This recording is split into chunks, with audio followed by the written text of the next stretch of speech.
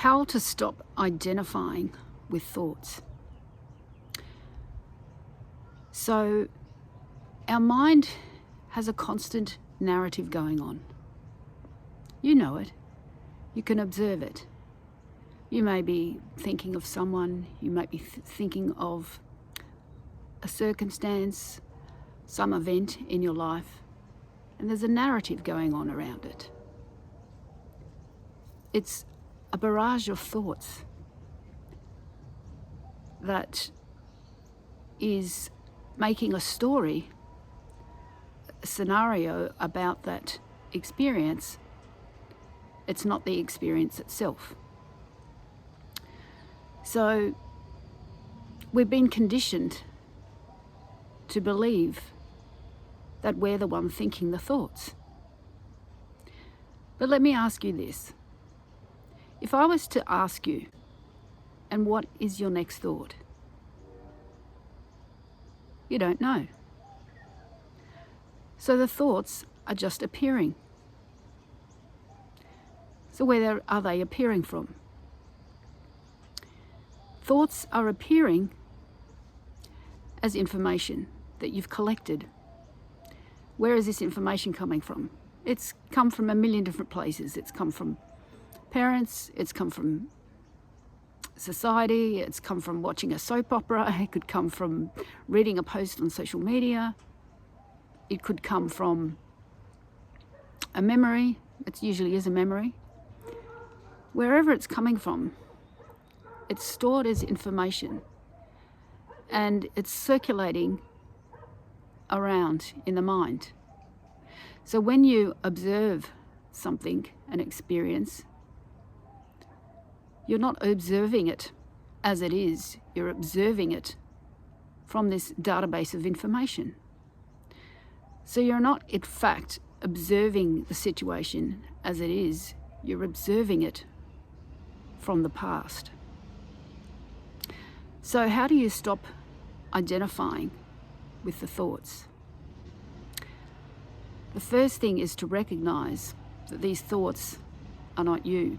You're not the one thinking them because they're appearing, they just appear. You are the one observing them. So just like a tide, they arise and disappear in awareness. The same with emotions. They arise and disappear in awareness. So to stop identifying with them is to observe them for what they are, appearances, not fact. They are simply appearances from information. So when these thoughts arise, it is only the belief in them that makes them live. The belief in them is what causes your perception of reality. It's not reality itself, it's your perception of it.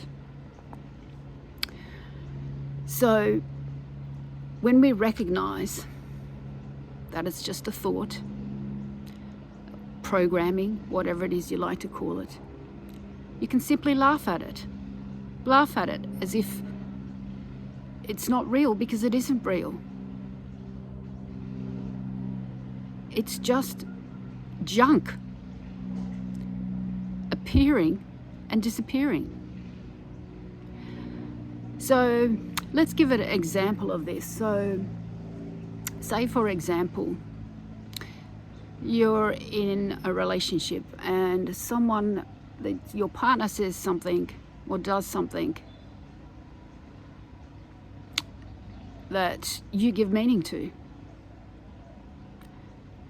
Often, people will go to the worst case scenario, giving it a bad meaning, when the experience itself has no meaning other than the meaning you actually give it. And what often happens is that you find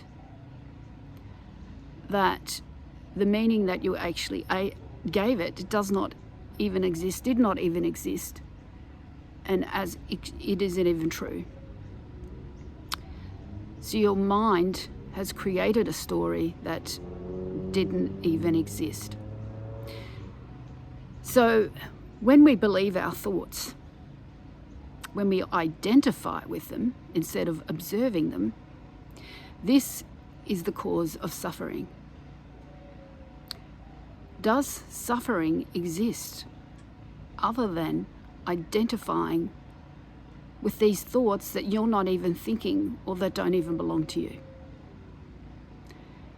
When you detach from identifying with the thoughts and you become the silent witness, what remains is presence, love, joy, happiness.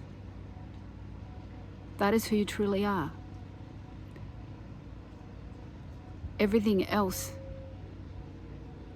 is just arising and dissolving in awareness.